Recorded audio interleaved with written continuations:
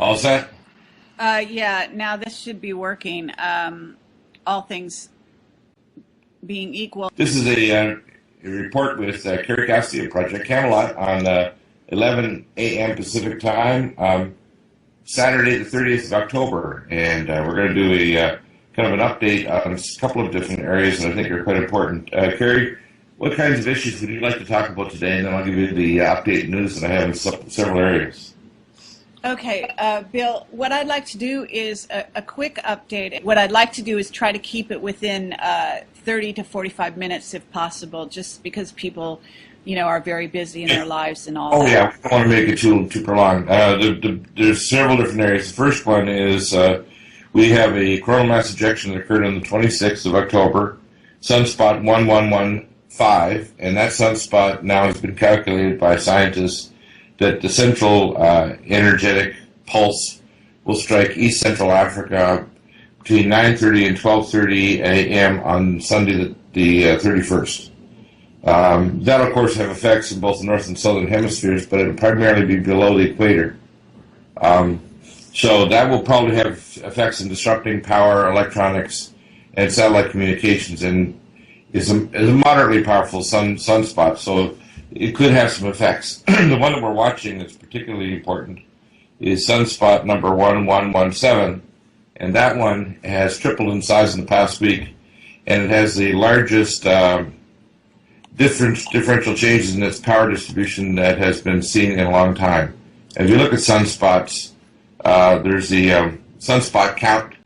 We're now in the solar cycle number 24, and we're starting to see some changes that are very unusual. For example, this one, which I'm now showing a picture of it, has three different areas in this particularly active area of the sun near the equator, and it turns out that this disk is positionally aimed, so it's directly aimed at Earth. So when it does finally explode, and right now the sunspot is roughly, this is how big it is, it's 5 times the diameter of Earth. So that's a big sunspot, 5 times the diameter of the planet Earth. When it explodes, it's likely to create an M or an X class. M is the next to the top, and X is the top level of a magnetic storm, and it will send out trillions of tons of protons at speeds approaching, say, hundreds of thousands of miles per hour, which will take anywhere from 3 to 7 days to arrive at Earth, depending on its velocity and trajectory. And once it explodes, they'll be able to tell when it's going to hit. It's very likely that it's going to blow up sometime around the 8th to the 11th of November, and when it hits, it'll hit within 3 to 7 days.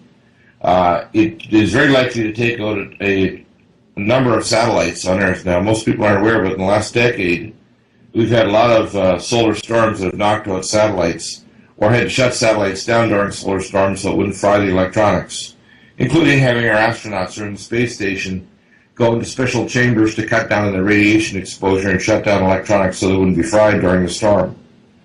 You don't hear this on the news because they don't tell you that our astronauts are getting hit with the zeta particles, which zip through your retina and make you see flashes, or they degrade neurons or upregulate glutamate pathways that can fry your neurons and decrease your IQ, or cause you to get premature Alzheimer's disease or cancer.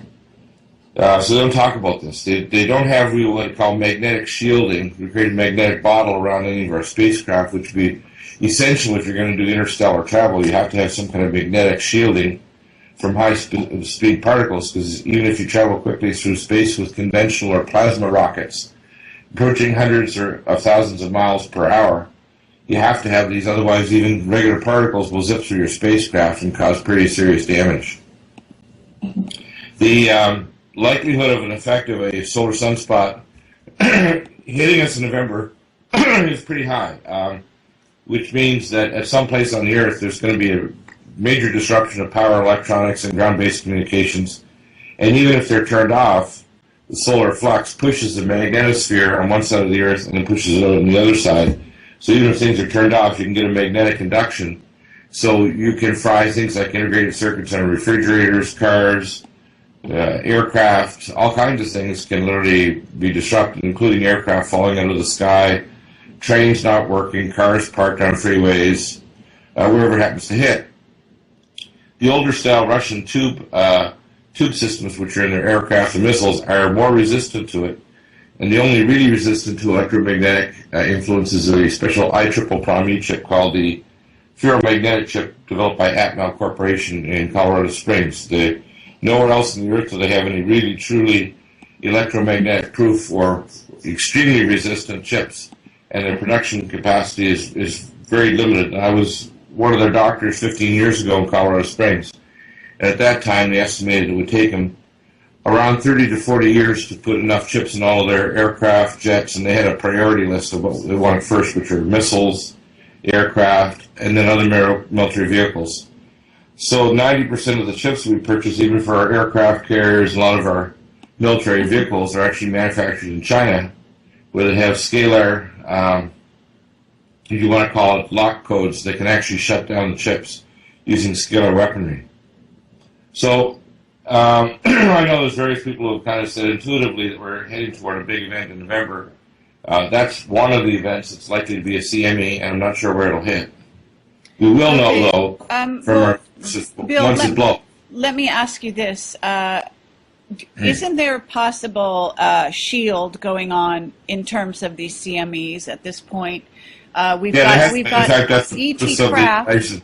We've got ET craft at the sun, location of the sun that have been put on film by several people actually, and yeah, exactly. You're correct. There's a number of. I didn't mention that, but it's good you brought it up. The first thing is the Dyson sphere, which they put up because I took care of the pilots flying out of Buckley and Peterson. They've been putting up these radioactive particles of thorium, barium, and aluminum, and they weren't primarily for weather modification. They're to create what's called radiomagnetic CME Dyson sphere between 73 to 80,000 feet.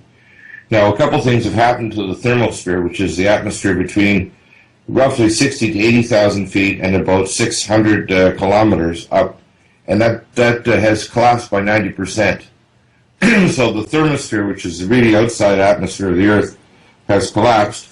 And the magnetosphere has collapsed quite a bit around here that are both ours and theirs, if you want to be generic about it. Right. That are knowing that these kind of solar events could happen and that coronal mass ejections could disrupt life on Earth because most of our communications are very sensitive to electromagnetic pulse, and our society couldn't go back to like a 1920s or 30s depression where we can grow food and survive, but minimally. We would have social chaos if there was a big disruption. Right, and my issue here is that I'm thinking that we're talking about a secret space program that is several thousand years beyond what we are currently using in the everyday world, and even talking in thousands is almost irrelevant because a lot of the technology we have is transferred to us from other civilizations. Right. But with that in mind, what I'm trying to say here, isn't it very possible that they can either allow the coronal mass ejection to hit the Earth or actually redirect it or deflect it? Oh, absolutely. I'm just saying what's happening. And in fact, this might be part of what we want to call disclosure, not only of a parallel space program, because now, we've had on our show Keisha Rogers from the 22nd District in Houston, who's trying to reverse them so that they'll at least have a public NASA program. Well, NASA is what I call a public tinker toy program to keep the public occupied. Well, we have a colony on Mars since the early 80s. We found artifacts that go back not tens or hundreds of thousands of years, but millions of years of human-like artifacts, intelligent artifacts on the Moon and Mars. We have Mars. We have a moon mining operation in City up there. We've discovered on the backside of the Moon, if you want to call it, installations that we know about. Like I was told 15 years ago when I started working for U.S., 16 years now. Gee, I can't believe how fast time flies. The director of U.S. Space Command said we control every cubic centimeter of space between here and Mars. Now, a lot of people might say that sounds wacky, but it isn't. I mean, the fact is that we have what I call a parallel civilization. And if you look at human beings, we're probably far more ancient than we realize. And our civilization is much more likely to be the remnants of either a galactic or cosmic event or a galactic or cosmic war. And in fact, we may have genetic, if you want to call it, relatives in other civilizations in other parts of this parsec of the of the galaxy. We have a highly populated universe that of beings that are far more advanced, and what I call the best term to use for them isn't even ET or extraterrestrial. It's more appropriate to call them transdimensionals, because any being that's capable of leaping across the torsion fields of wormholes, etc., truly is transdimensional, just like the CERN Large Hadron Collider is literally looking into proving, through looking at particle collisions, parallel universes and wormholes and transdimensional vortices that will transform our idea, just like we've had technologies for pulling energy out of the vacuum, which really is literally harnessing what's called dark energy. Mankind is probably far more old than we see. When people say tens of thousands of years, no, we're probably millions of years old. And we probably didn't even originate on this planet, to be quite honest. Yeah, I agree with that. But to get back to the case at hand, so to speak, what we're talking about are I guess solar flares on Sunday, which is tomorrow, and then that might have a minimal effect. I don't know how much it will. Okay, it will have some effect. But yeah. other than affecting, say, technology briefly, I believe there's also a correlation between solar flares and things like the financial system, things like the stock market going up or down. Changes in, you're right. It has effects. There's a link with solar flare activity and outbreak of plagues like the flu. There's links with the financial. There's also links with spiritual issues, because when you have solar flares, it perturbs the geomagnetic field. It also is the dipoles in people's minds, so it causes changes in consciousness. That's why the 2012 event is so important, because we started transitioning through the galactic plane in 1997, and that transition won't be finished until the full 26 years roughly is passed, which is around, it's around almost 30 years actually. Will be around 15 years after 2012, which is around 2027.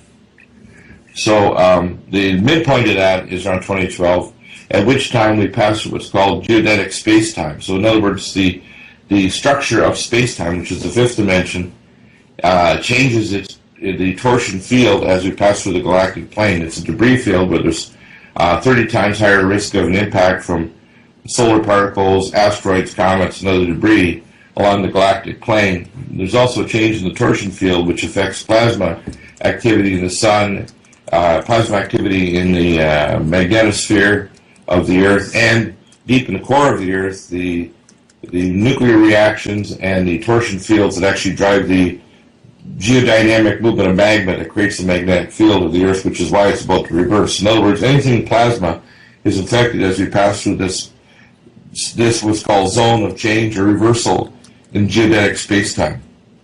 And if you actually talk to the theoretical physicists who will explain about geodetic space-time, how Einstein's theory of relativity explains that space actually has a structure, and the structure of space as you pass through the galaxy changes. We go up and down like a carousel through this, and as we pass through this carousel, it happens, interestingly, on a cycle almost like tick-tock, like a clock, because it takes us 26,000 years to rotate around the entire zodiac of signs along the galactic plane. But because of the rotation of the sun and Earth, it works out to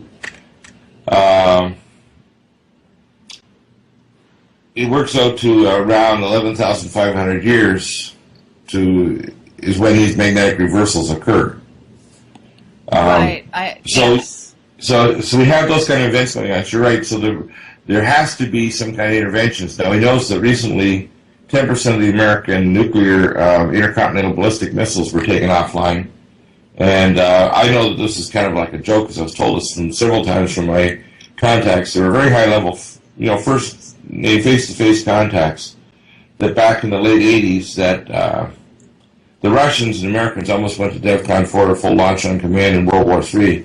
And the Russian silos were actually welded shut from some kind of space energy beam, and the American missiles were taken offline so they couldn't even launch. And it was directly involving the appearance of